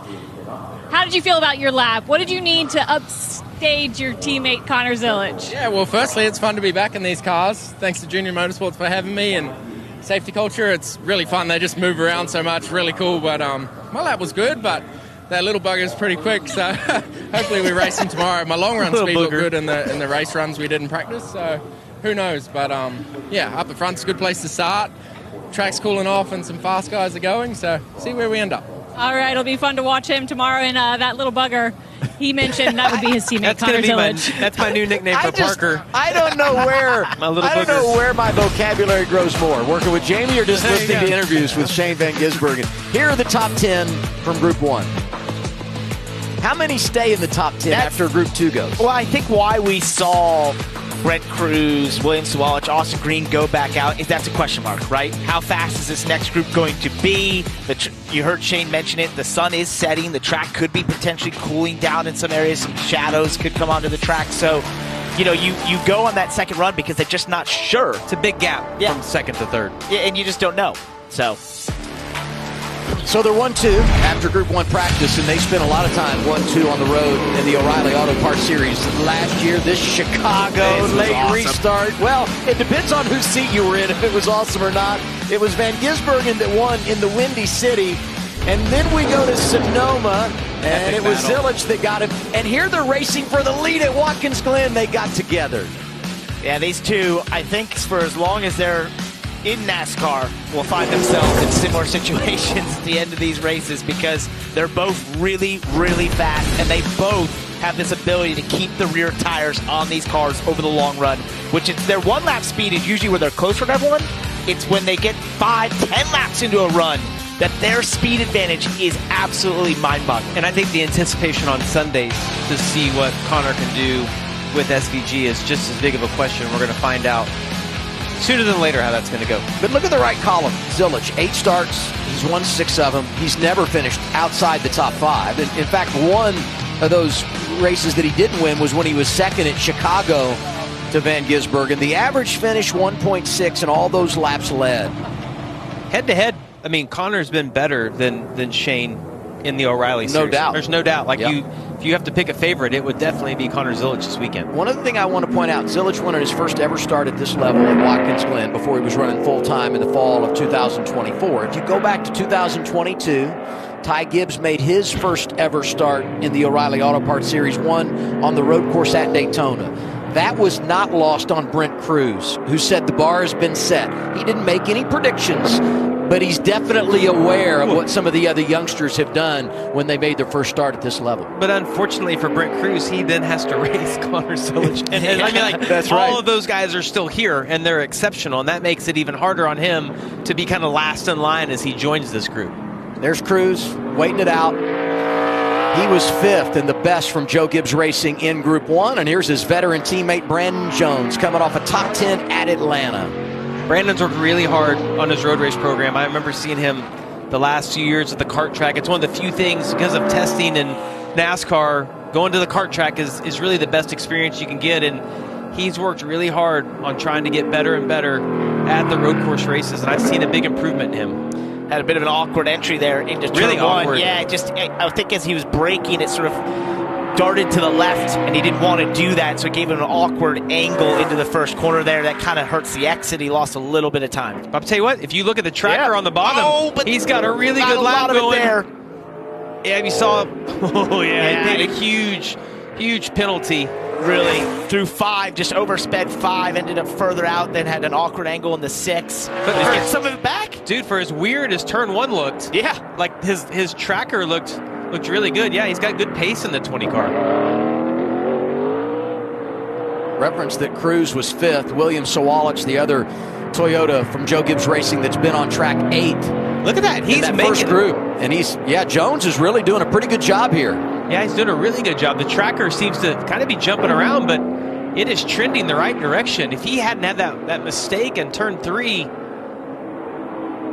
Through the stadium. Still a great lap. There. Yeah. Carousel.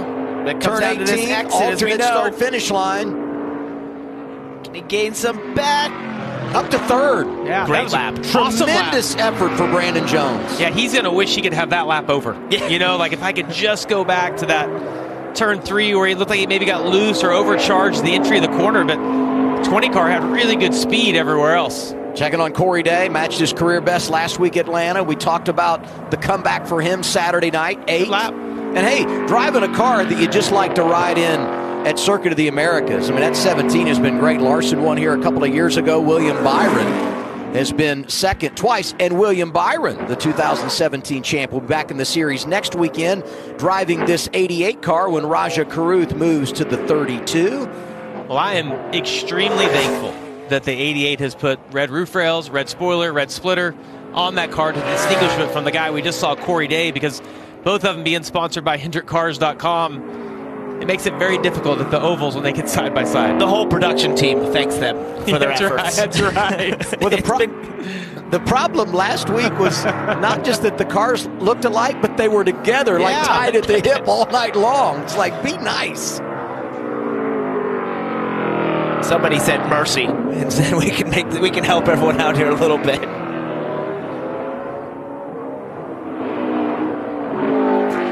Not quite the lap Raja would want to have here.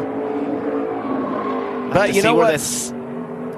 He just needed to have a good start to the year, and he did with back-to-back top 10s at Daytona and Atlanta. He got stage points, creating a little bit of margin of error coming here to Circuit of the Americas, and he's 14th right now. Yeah, I thought Atlanta was a really great race from him. Multiple great saves, winning that stage. Even got a shout-out from Bubba Wallace after his cup race, and I felt like Raja Karuth out there when he was winning a stage. But no, Raja did an awesome job in the draft, and obviously probably wants to find a little bit more speed here at COTA. Guys, we talked about Brandon Jones's lap. You want to talk about feeling good as a driver. He picked up 3.4 seconds. Feel like a hero. From what? Yeah, he didn't care about the little issue in turn 3. That was a massive pickup for the 20 car. So we talk about the experience that SVG and Connor have on road courses. This is Patrick Starpoli's first ever road course in his career right now. And coming off a career best, he was 13th at Atlanta. He was, but called me this week asking, what do I do? What kind of advice do you have? What was the big piece of advice you gave him, Parker? I said, when the tires fall off in the race, it will start to make sense. But until then, you might feel like you're on the moon. So do your best. An eye doctor, an eye surgeon, turned NASCAR driver, and been a fun story to cover, and we look forward to him all season long, running for Rookie of the Year. His first lap put him 23rd. By the way, when you look at our bumper, drivers that have their position highlighted in orange are running in this second group. Best of the bunch right now, Brandon Jones. And now we check in on his teammate, the fourth entry for Joe Gibbs Racing, and that would be Taylor Gray. Taylor was really good through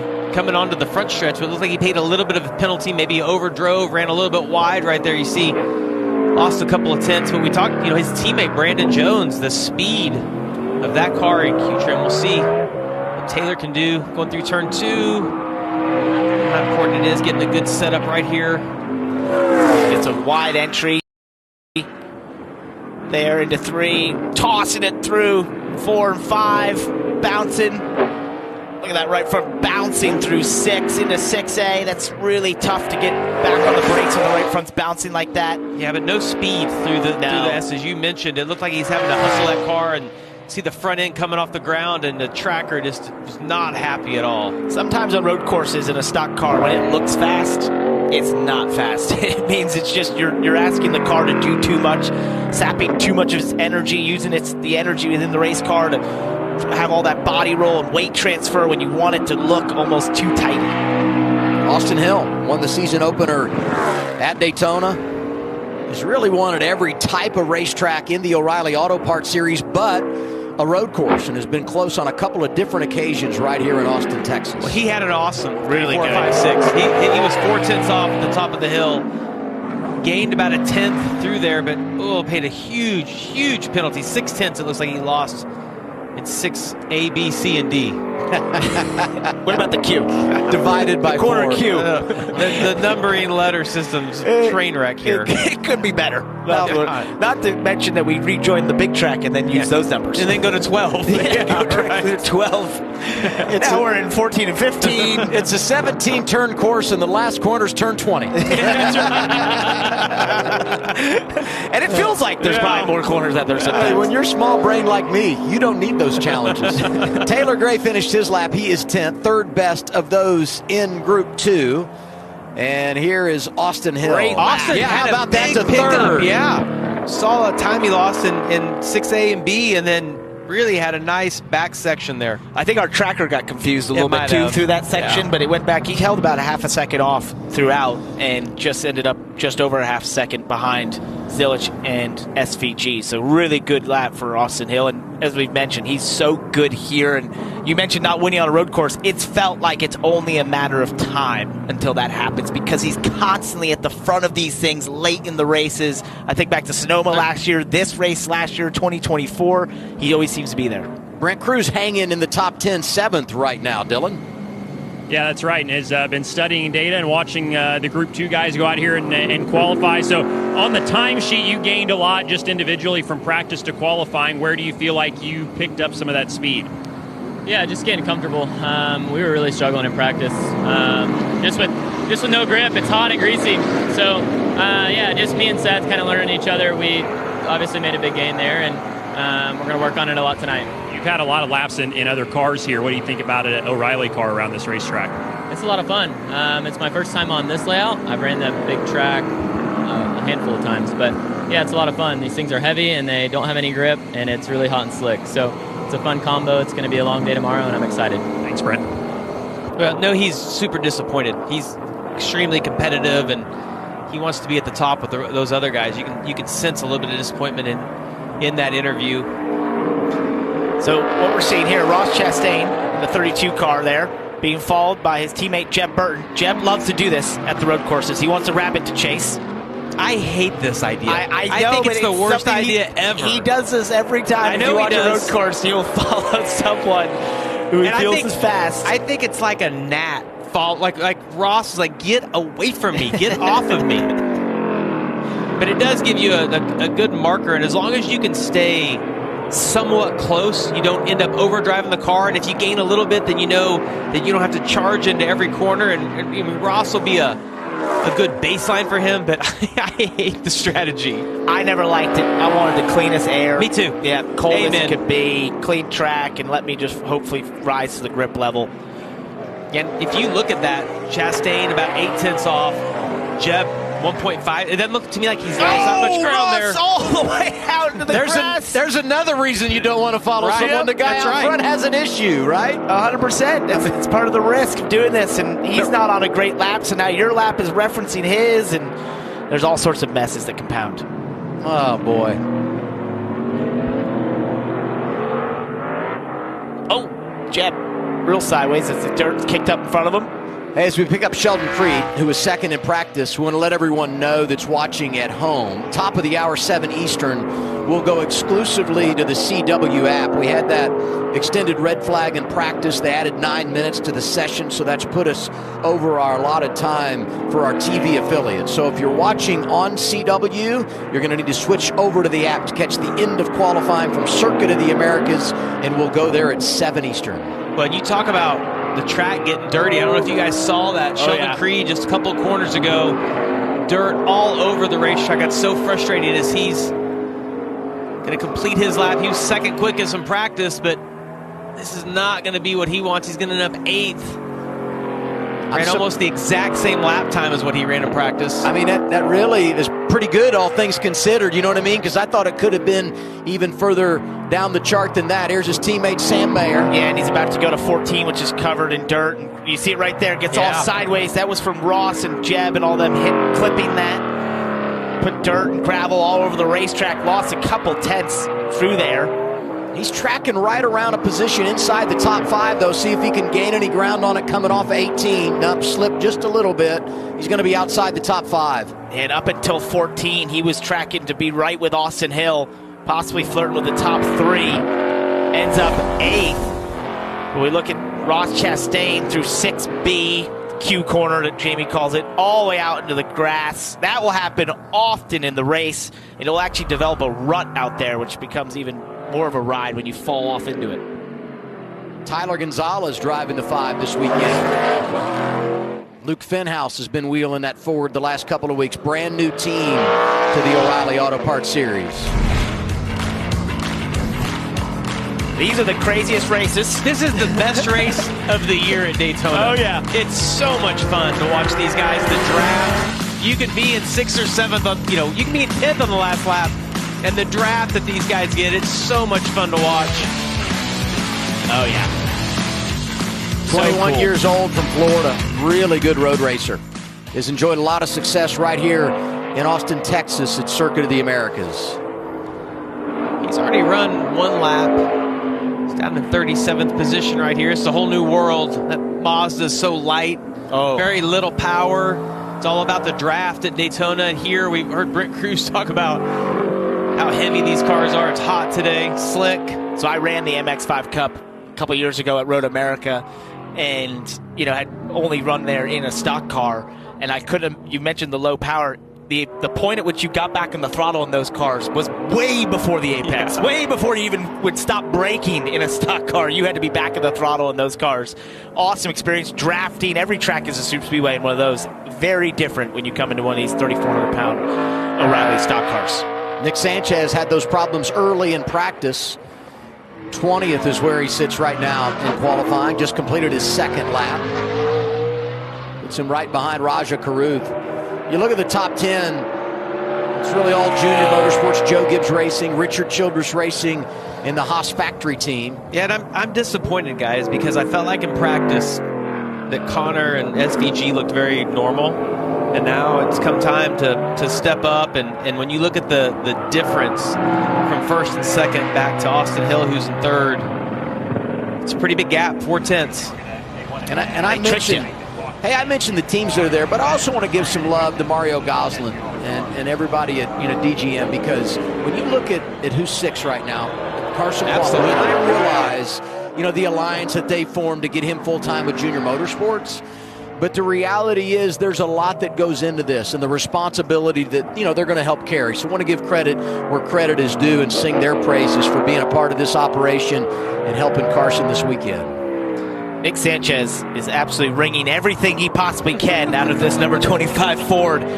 It's just not providing him a lot. I'm watching it. We saw him spin early at the beginning of practice when the car was bouncing a lot. It just seems to have a lot of body roll. You see it picking up there, but not in the right places. Bouncing a lot. I think they've got some work to do on this race car. These tires trying. are screaming on that thing. It's not going to be a pickup for him, but not for a lack of effort. 3.5 minutes to go. Slow down about 4/10 here. Second and final group of qualifying. And top of the hour, 7 Eastern time, we'll leave all of our affiliates and go exclusively to the CW app. So if you're watching on television, you want to see how things wrap up here from the pole sitter, you'll have to move over to the CW app, and we'll finish our business there.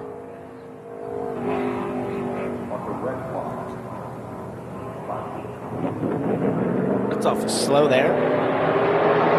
Trying to find where Parker was on the board. Well, he hasn't really completed a lap. He basically did a slow lap, is what we're showing. So I see. Yeah, 2:12. And his teammate, who he was really close to in practice, Anthony Alfredo, is 16th.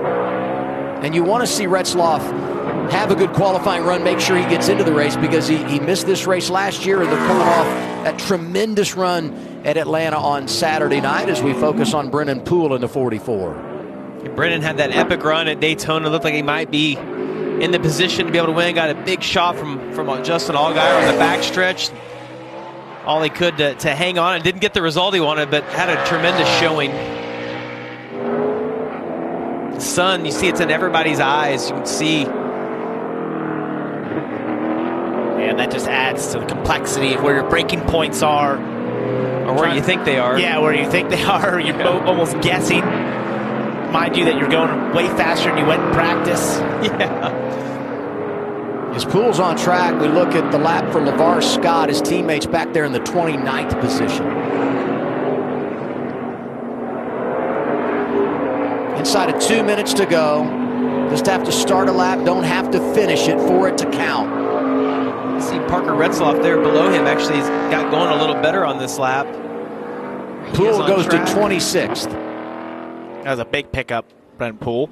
And if you're going to join us on the app to wrap up qualifying, you got 60 seconds to get over there. We'll say goodbye to our affiliates in less than a minute as we pick up the 99 Parker Retzloff from Viking Motorsports. Parker, speaking of the sun, I feel like a lot of guys have had a clear visor on. I don't understand why. It's been sunny all day today. Nothing's going to go into the dark here. Wouldn't have been the choice I made. No. But that is a personal preference. Hear him spin the tires as he hit that dirt. Talked about that being there this whole session. All right, coverage for the race tomorrow on CW begins 2:30 Eastern Time. NASCAR Countdown Live with Carla Metz. We'll see you then on CW. If you want to finish watching qualifying with us, go over to the CW app. Connor Zilich leading the way here at COTA.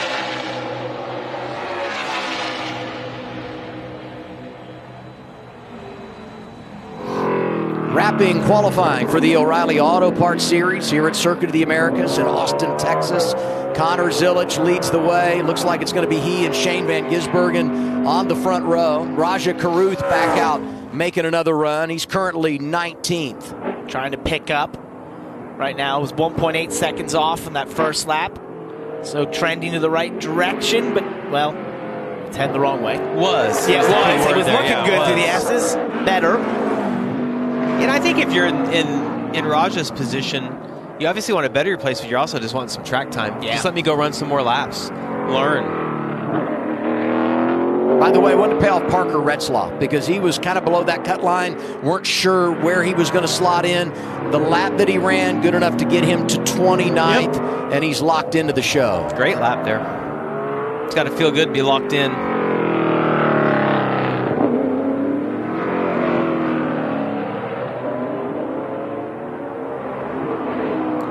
Raja's just going to be a little bit slower. If it holds here out of 18. Just bring it home. Yeah, you can hear it. Is that before squalling? we saw it. That is a lot of squalling. That was. Yes. Connor Zilich on the pole, 10th of his career. Dylan Welch. Yeah, that's right. And he will lead the field to green tomorrow here at Circuit of the Americas. So I know you guys were working on the race car a little bit there throughout kind of practice and even qualifying. How much of that was just needing something more of your car versus just you getting back used to driving one of these race cars? Yeah, we had a bit of an issue in practice and cut a tire down. We had to make some adjustments on the front end to not do that again. But, the entire one crew, it's great being with Rodney, having his experience and everyone here in this junior motorsports team. It's been a lot of fun getting back with these guys in the O'Reilly car.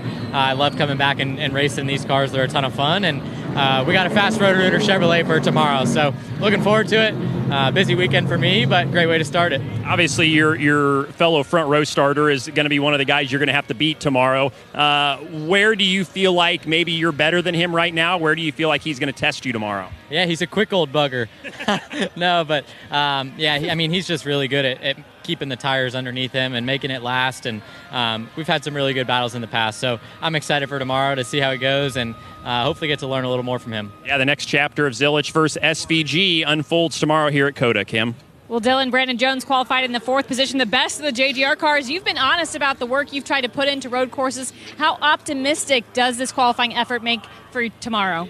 I know you're not probably used to seeing my name up on the list that high in qualifying, but honestly, that effort's because we've just been ticked off with our performance, and we know that this is not really a strength of mine, right? So we've been working extremely hard on getting better at these, and I've had so many fantastic drivers, Blake Cook and Trevor Bain, and even Paul Menard stepping in and really helping me out with this craft, and we're getting better and better at it. That was, I think, proof right there that the work that we're putting in is paying off. So I'm super excited. I know you always want to be a little bit better even yet than that, but we're going to take our licks. We want to keep a lap on the tire and not put 2 laps on it, and have something to go race for tomorrow. So I'm excited. We've got Fisher nuts on our hood of our Menards GR Supra, so I'm excited. I hope to get them a good finish. We kind of turned our season around in Atlanta last week a little bit. We were up in the points for the stage and had a shot, in my opinion, right there at the end to try to win Atlanta, but just kind of circumstantial and tough to get some help there. So I'm hoping that this is the beginning of getting it turned around after having a DNF at Daytona. That hard work showing up for Brandon Jones and the 20 team.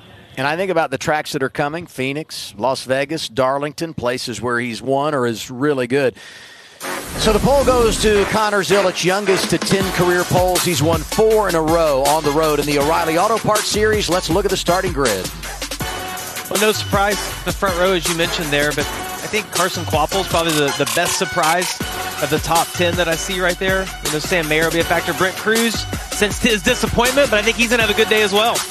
Yeah, we haven't talked a lot about Jesse Love, just outside the top 10 there. Austin Greeny was fast in practice. Great road racer there on row 7. And we saw Nick Sanchez bringing everything he could out of that car. He's up back on row 10. Ross Chastain, he'll be fun to watch, having to come from a little deeper in the field. Sage Karam, who's not full-time, but a really good road racer. Great to see him in the field this weekend.